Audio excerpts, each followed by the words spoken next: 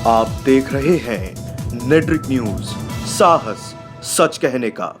यो ये हिंदू मसले में और कहेगा नहीं है, खासकर हरियाणा में यो एक जाति रूप ले चुका है और कि में मसला है ही नहीं। यार रोड़ा सिर्फ जात का ही हो गया। भाईचारा इतना भड़का दिया एक दूसरे के लिए। जिन लोगों के पास 55 किले ज़मीन है, 40, 50, 30, उनके आपको बीपीएल कार्ड दिखा दूंगा। तो ये तो मतलब कठपुतली ही बना रहे हैं और हम नाच चलना करें। हाँ, कोई सी भी सरकार आ लो, जाति पे भी चला रहे हैं और धर्म पे भी चला रहे हैं, ये थोप रहे हैं लोगों पे। रसोई नहीं ली पड़ रही, बच्चा ने तो पढ़ाना दूर की बात है कि फैसिलिटी देनी। कि भाई मैंने वोट किसी से मांगी नहीं। हाँ, मैंने तो नोटों से वोट खरीदी हैं। मेरी ओर तो मैं निजी सोच है यार, मतलब ना जेजेपी ना बीजेपी और ना कांग्रेस है, इन तो वोट दिवाई नहीं होती हमारे गांव में। आपका क्या नाम है? नाम रोहतास है जी मेरा। तो रोहतास जी, ये लोग तो सब परिवर्तन चाह रहे हैं, आप भी परिवर्तन चाहते ही होंगे, लेकिन क्यों चाहते हैं? इसलिए चाहते हैं कि जब से ये 10 साल इनकी राज को हो गया है, 10 साल में इन्होंने आज तक 78 साल हो गए इस देश को आज़ाद हुए। कभी कोरोना आई आपके हिसाब से? आप तो कभी इस देश में कोरोना नहीं आई। कभी किसान के आंदोलन खूब हुए, 700 किसान कभी मारे गए? कभी नहीं मारे गए। और 385 दिन ये किसान बॉर्डर पर बैठे रहे, लेकिन उनको उठागा झूठ बोल गए कि भाई तुम्हारे को करेंगे, इधर उधर करेंगे, लेकिन वो अभी भी बैठे हैं, उनकी वो लागू नहीं की गई। और उसके बाद जब देश में ये 10 साल से ये कह रहे ये करेंगे वो करेंगे वो करेंगे, 15 लाख आएंगे, फलाना आएंगे, झगड़े, सब झूठ बोल के लोगों से वो कर लिए। अब यहाँ हमारी यहाँ के विधायक की अगर बात करोगे, इससे पिछले विधायक था, उसका कौशिक नाम था ना भाई, वो कौशिक नाम वाला ये कह रहा था कि भाई मैंने वोट किसी से मांगी नहीं। अच्छा। हाँ, मैंने तो नोटों से वोट खरीदी हैं, मैं किसी के पास वोट मांगने नहीं गया था। ये अपने मीडिया वाले ने भी और आम जनता ने भी, उन्होंने खुद जनता में भी कहा कि भाई हमने किसी की वोट मांगने की ज़रूरत नहीं, जाने की हमने तो नोटों से वोट मिल रही हैं। और जैसे ही आप कह रहे थे कि भाई बहुजन समाज पार्टी की उन ये जो नेता होते वो कभी बिकते नहीं, ये उनका एक रिकॉर्ड है। काशीराम ने ये जो बात उनको अंदर भरी थी, वो आज भी जागरूक है इस मामले से। किसी भी कैंडिडेट को देख लीजिए, अब किसी भी एक व्यक्ति को देख लीजिए जो मायावती से संबंध रखता है, ना तो वो बिकेगा और ना वो झुकेगा, ये खासियत है। रही बात आप चंद्रशेखर के बारे में भी पूछ रहे थे, चंद्रशेखर एक ऐसा है जैसे एकदम से बिजली आ जाती है ना बल्ब में, तो एकदम से वो लाग भी सकता है। वो एकदम से लोगों को इस तरह से, गलत नहीं है लेकिन वो गलत यहाँ कर रहे हैं कि कोई भी चीज़ होती है आराम से होती है, वो एक, हाँ, तरीका गलत है उनका। यूज टू फ्यूज होने वाली बात हो जाती है उसमें, क्योंकि अगर किसी को यूज कर लेते तो फ्यूज भी होने की बात होती है, क्योंकि वो जो नए जवान जो होते हैं उनके अंदर जोश भर देते हैं और जोश में वो होश खो देते हैं और इसीलिए वो जड़ जा रहे हैं। लेकिन ऐसा नहीं है कि किसी पर ताकत दिखाएंगे, ताकत होती है हिसाब की, ये थोड़ा हिसाब से बाहर चले जाते हैं। और जो बहन जी है वो हिसाब से वर्क संविधान के अंदर, जो कि देश का संविधान इसीलिए तो बना आगा, नहीं तो सब ताकत वाले लोग कर दें जो भी गड़बड़ करनी है। और फिर कोरोना के बाद में आपने देखा है कि आधार कार्ड से लेकर ये जो आपने देखा फैमिली आईडी, कभी हरियाणा से सिवा आपकी कहीं देखी आपने फैमिली आईडी? हरियाणा से बाहर कोई भी, हाँ, फैमिली कहीं है नहीं ना फैमिली आईडी, और हरियाणा के अंदर फैमिली आईडी। और ये 10 साल हो गए इसको फैमिली आईडी को, ये मेरे ख्याल से ये सरकारें चली जाएगी बीजेपी की, ये मेरे ख्याल में फैमिली आईडी तब तक ये ख़त्म नहीं होगी। और फिर यह भाईचारा इतना भड़का दिया एक दूसरे के लिए। जिन लोगों के पास 55 किले ज़मीन है, 40, 50, 30, उनके आपको बीपीएल कार्ड दिखा दूंगा, गुलाबी कार्ड बनवा सका हम दिखा दूंगा आपको।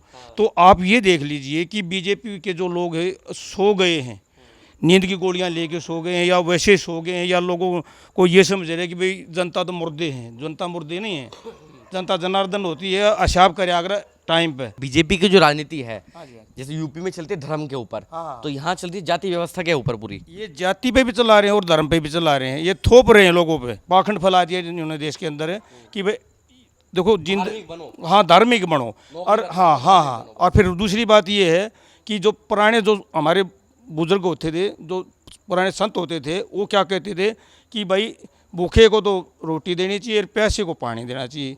लेकिन ये सरकार ये नहीं करी है।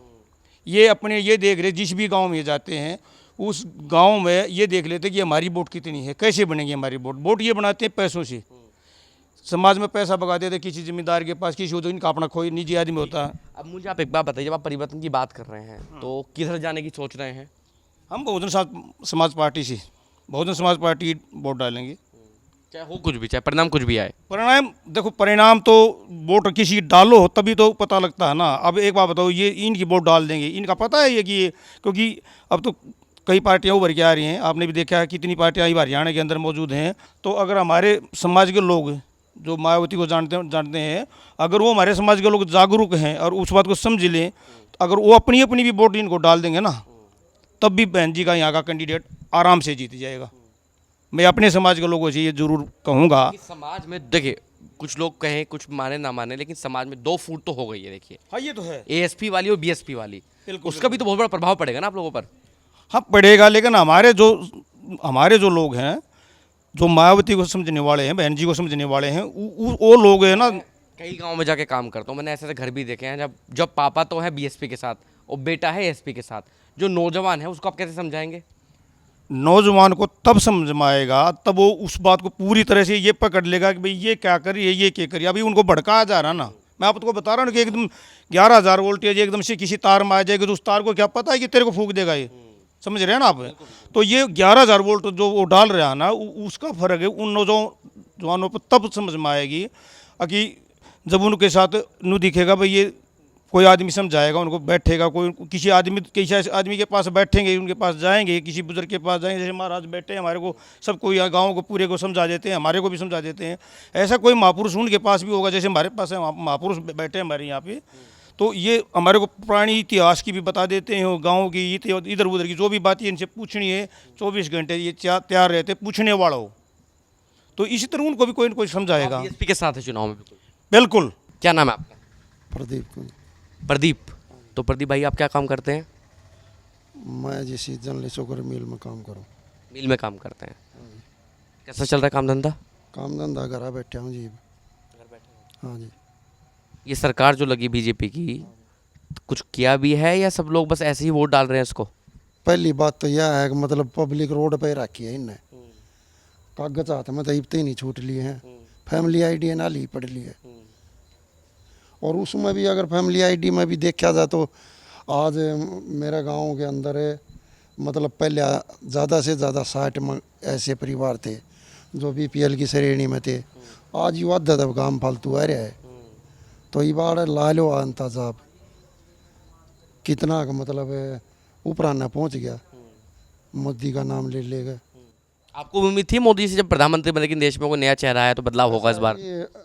उम्मीद तो इनसे भी थी, मोदी जी आता तो बहुत घाट उम्मीद हमने तो फिलहाल इनसे ही थी। राज्य वाले थे, खट्टर साहब आए, वो अगले भाई एक नारा चला नॉन जाट का, तो भी उसने किमें नहीं कराया उस लेवल पे जिस लेवल पे उम्मीद रखी गई थी।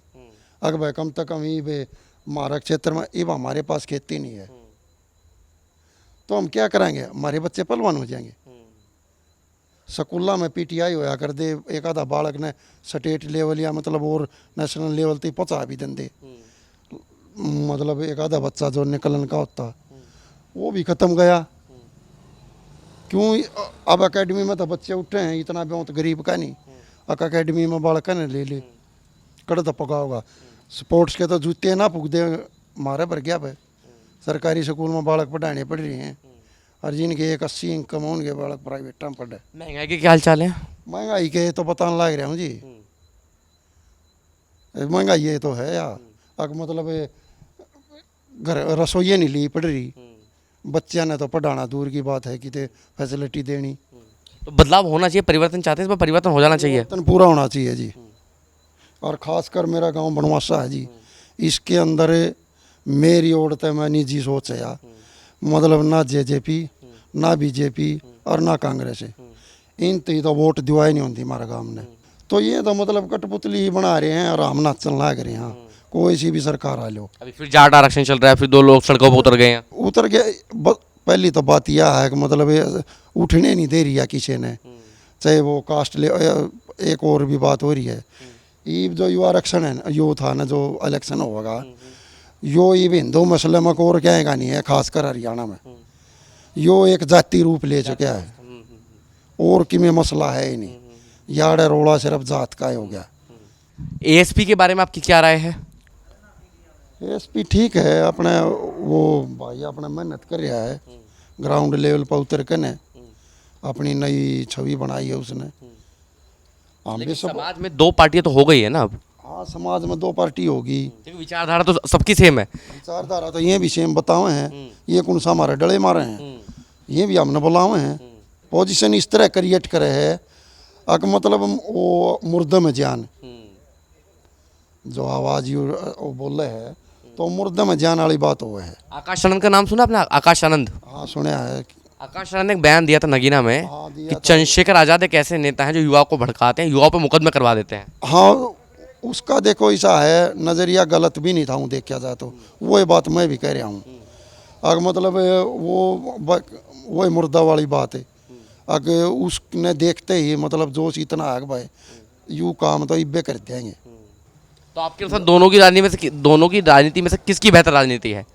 बेहतर तो ऐसा है जी, ये भी वो आया है नया नया संसद रूप में, इसकी देखी है वीडियो भी बतेरी आवाज़ें उठाओ है संसद में। लेकिन वह बात है जब भीतर लम है इबती तो बहन जी रम रही है, बाकी देखेंगे।